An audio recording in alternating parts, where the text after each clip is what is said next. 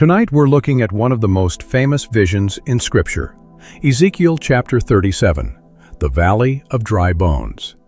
You've heard it preached as prophecy about Israel's restoration. You've heard it as end times resurrection, bodies coming out of graves at the second coming. And there's truth in those layers. But what if I told you that before this passage is about a nation across the ocean, or an event thousands of years in the future, it's describing a place you've already been, a state you already know. Ezekiel writes, "The hand of the Lord was upon me, and he brought me out by the Spirit of the Lord, and set me down in the midst of the valley, and it was full of bones." He's taken to this valley in vision, and everywhere he looks, bones, scattered, disconnected, covering the ground. And then God asks him the question, "Son of man, can these bones live?" Ezekiel's answer is careful. He doesn't say yes, he doesn't say no. He just says, "O Lord God, you know." Here's what you need to understand. The valley in Scripture is never just geography. It's always symbolic of a low place, a descent, a place of shadow, a place where you can't see the horizon. And when Ezekiel describes these bones as very dry, he's not just talking about how long they've been dead. He's talking about hopelessness. He's talking about the feeling that there's no life left, no moisture, no possibility of return. You know this feeling. Maybe you've called it burnout. Maybe you've called it spiritual dryness. Maybe you've just called it going numb. You show up, you go through the motions, but inside, it feels like something died a long time ago, and you're just walking around in the remains. That's the valley. And the reason these bones are called very dry is because this isn't recent death. This is long neglect. This is years, maybe decades, of ignoring what's happening inside your own inner temple. In the chapters ahead, we're going to walk through what Ezekiel actually saw, what Scripture says about bones and breath and resurrection. And then we're going to look at something they didn't teach you in Sunday school, that your skeletal structure, your nervous system, your inner anatomy, is the map this vision has been pointing to all along. So let's go to the text itself, because most people have heard about this vision, but they've never actually walked through what happens step by step. Ezekiel is standing in this valley, and God tells him to prophesy. Verse 4. "Prophesy over these bones, and say to them, 'O dry bones, hear the word of the Lord.'" And then God tells him exactly what's going to happen. "I will cause breath to enter you, and you shall live. I will lay sinews upon you, and will bring up flesh upon you, and cover you with skin, and put breath in you, and you shall live." Notice the sequence. It's precise. First, the bones, then sinews, that's the tendons and ligaments that connect bones together, then flesh, muscle tissue, then skin covering everything, and finally, breath. This isn't random. This is the exact order you'd need if you were rebuilding a body from the skeleton outward. So Ezekiel prophesies, and verse 7 says there was a noise, a rattling, and the bones came together, bone to bone. He watches as sinews appear, then flesh, then skin. And here's the part most sermons skip right over. Verse 8. "But there was no breath in them." Stop there. The bodies are complete. They're fully formed. They look alive, but they're not. They're corpses with skin on. This is critical because it tells you that form is not the same thing as life. You can have all the structure, all the appearance of being whole, and still be dead inside. And that's when God gives Ezekiel a second command. Verse 9. "Prophesy to the breath, prophesy, Son of man, and say to the breath, 'Thus says the Lord God, come from the four winds, O breath, and breathe upon these slain, that they may live.'" He had to prophesy twice, once to the bones, once to the breath, and only when the breath entered did they stand up and live. Now the Hebrew word here is ruach. It means wind, breath, and spirit all at once. It's the same word used in Genesis when God breathes into Adam. It's the animating force, the current that makes dead matter into living beings. And the word for bones, etzem, it doesn't just mean the skeletal structure. It comes from a root that means strength, essence, the core of a thing. In Hebrew, when you say bone of my bones, you're talking about the deepest kinship, the essential self. So when Ezekiel sees scattered bones, he's seeing the structural framework of identity itself, torn apart and left to dry in the sun. Notice that Ezekiel had to prophesy twice, once to the bones, once to the breath. Why two different types of declaration? You'll see why when we look at what happens inside your own inner temple. Now here's the turn. What if this valley isn't a place on a map? What if the valley is a state of consciousness and you've been standing in it? Look at verse 11. God tells Ezekiel exactly what these bones represent. Son of man, these bones are the whole house of Israel. Behold, they say, our bones are dried up and our hope is gone. We are cut off. Notice something. The bones speak. The scattered, dry remains have a voice, and what they're saying is, we're finished. We're hopeless. We're separated from everything that gave us life. That's not a statement about geography. That's not about being exiled to Babylon. That's the voice of the inner self when it's been in shutdown for too long. When you say, I feel dead inside. When you say, I'm just going through the motions. When you say, I'm too far gone. That's the valley speaking. That's the dry bones making their declaration. The valley itself is the low place of consciousness. It's depression in the old sense, pressed down, descended, cut off from the light. It's what happens when your system has been overwhelmed for so long that it just stops feeling. Spiritually dry doesn't mean you did something wrong. It means you've been ignoring the signals, avoiding the descent, running from the inner work, until finally your inner temple just goes quiet. And the bones, scattered, disconnected, very dry. These are the parts of you that used to be alive. Beliefs you once held. Dreams you once had. Faculties and capacities that used to function. They're not gone. They're just scattered, fragmented, no longer connected bone to bone into a coherent self. When Ezekiel is told to prophesy to these bones, he's being told to speak truth into conditions that look completely dead. That's not prediction. That's creative declaration. It's affirming reality, God's reality, inner reality, right into the face of what looks hopeless. And here's the key. The bones respond to the word. They start to move. They reconnect, bone to bone. But then comes the second prophecy, to the breath, to the wind. And this is different. The first declaration was specific. Speak to these bones, make them hear. The second is surrender. Call the breath from the four directions, from anywhere it wants to come, and let it enter. You can't control the wind. You can only open to it. Your nervous system knows the difference. When you're in the valley, when you're in that shutdown state, that dorsal vagal freeze where everything feels numb and distant, your body is in a kind of death. Not literal death, functional death. The systems that regulate life and connection have collapsed inward to protect you. But here's what they didn't tell you in Sunday school. Your bones are not just metaphors. Inside your actual skeletal structure, inside the framework of your body, there's a life force generating system that's been running this whole time. And we're about to look at it. Here's what Bill Donahue understood, and what most Bible teachers miss completely. The inner temple isn't just a metaphor.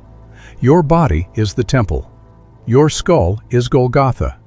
Your spine is Jacob's ladder. And your bones, your actual skeletal structure, they're not just symbols of something else. They are the framework Scripture has been pointing to. You have 206 bones in your body as an adult, and every single one of them is alive, not metaphorically alive, literally alive. Bones are living tissue. They have blood supply, nerve supply, cells that are constantly working. And inside the hollow center of your bones, in the marrow, there's a factory running 24 hours a day, producing life itself. Your bone marrow generates approximately 500 billion blood cells every single day. Red blood cells that carry oxygen to every tissue. White blood cells that fight infection and disease. Platelets that allow your blood to clot and wounds to heal. All of this is happening inside what looks like dead, dry, hard bone. When Ezekiel saw sinews and flesh appearing on the bones, he was seeing the sequence of how life actually rebuilds itself. Because bones don't just sit there, they remodel, they regenerate. The entire skeleton you're sitting in right now will be completely replaced in about 10 years. Old bone cells break down, new bone cells form. It's a continuous cycle of death and resurrection at the cellular level, happening in you right now, whether you're aware of it or not. And then there's your spine. 33 vertebrae stacked from your tailbone to the base of your skull. 7 cervical, 12 thoracic, 5 lumbar, 5 fused into the sacrum, 4 fused into the tailbone. 33. The same number that shows up again and again in esoteric teaching. 33 years of Christ. 33 degrees, 33 turns in a sequence of DNA. These vertebrae form a hollow column, and inside that column runs your spinal cord, the main communication pathway between your brain and your body. And surrounding the spinal cord, bathing it, flowing through it, is cerebrospinal fluid, clear, regenerating 4 to 5 times a day. The living water of your nervous system. So when Scripture talks about bones coming together, bone to bone, and sinews appearing, and flesh covering them, it's describing real anatomy. It's describing the structure that houses consciousness, that generates life force, that connects brain to body. But Ezekiel watched all of this happen, and at the end of verse 8 he notes, "There was no breath in them." Now you understand why Ezekiel saw bones coming together, sinews and flesh appearing, but they still had no breath. Because there's one more piece, the activation sequence that brings the dead back to life. Verse 9, "Prophesy to the breath, prophesy, Son of man, and say to the breath, Thus says the Lord God, Come from the 4 winds, O breath, and breathe upon these slain, that they may live." The Hebrew word is ruach, wind, breath, spirit, all 3 meanings at once. And Ezekiel is told to call it from the 4 directions, north, south, east, west. Not from one place, not controlled, from everywhere at once. This is the shift from trying to make something happen to allowing something to enter. And when the breath came into them, they lived. They stood up on their feet, an exceeding great army. Now let me show you what happens in your body when breath activates the system. You have a nerve called the vagus nerve. It's the 10th cranial nerve, the longest one in your body. It wanders. That's what vagus means, wandering from your brainstem down through your neck, your chest, into your abdomen. It connects your brain to your heart, your lungs, your digestive system. And it makes up about 75% of your parasympathetic nervous system, the part that governs rest, repair, and restoration. When you're in the valley, when you're in that shutdown state we talked about earlier, you're in what's called dorsal vagal activation. That's the freeze response. Your system has collapsed inward. Heart rate drops. Breathing gets shallow. You feel numb, disconnected, like you're watching life from behind glass. It's a death-like state. Not actual death, but your body mimicking death to protect you from overwhelm. But here's what changes everything. Deep, slow breathing, especially when you extend the exhale, activates the vagus nerve. It signals safety to your system. It shifts you from shutdown back toward ventral vagal tone, which is the state of being alive, present, connected, able to engage. This is what it means to prophesy to the breath. You're not just thinking about spirit. You're calling it into your actual lungs, your actual nervous system, your actual body right now. So here's the practice, and it's simple. Sit somewhere quiet. Close your eyes. Place one hand on your chest. Breathe in slowly through your nose for a count of 4. Hold for a moment. Then breathe out through your mouth for a count of 6. Do this 5 or 6 times a minute, slower than you're used to. And as you breathe, say this inwardly. Breath, come from the 4 directions.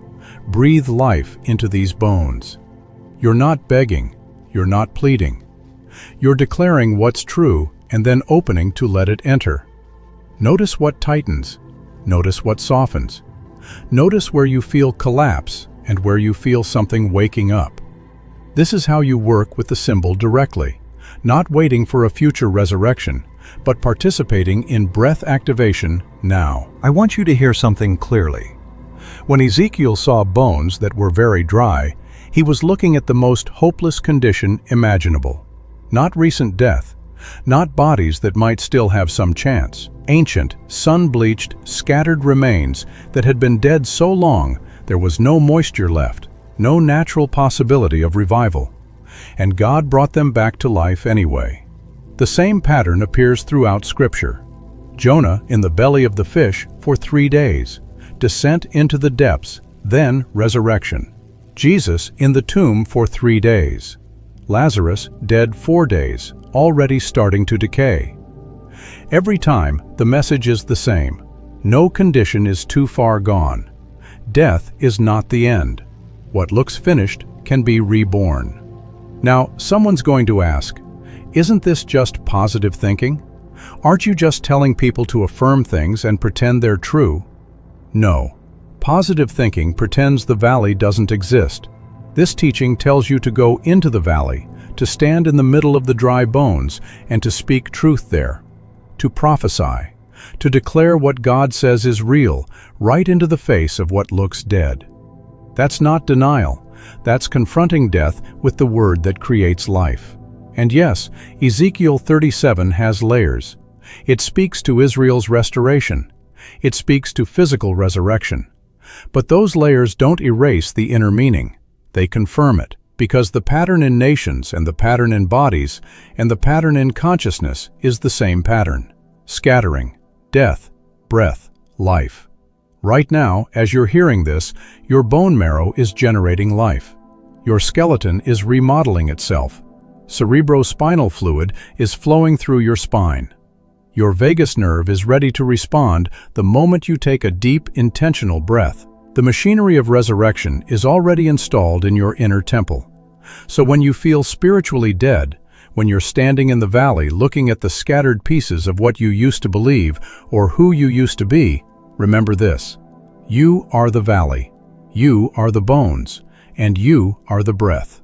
You can prophesy, speak truth, and you can breathe spirit into your own inner temple right where you are. The Valley of Dry Bones was never about someone else's future. It's about what's happening inside you right now. And the breath that raises the dead is already in your lungs.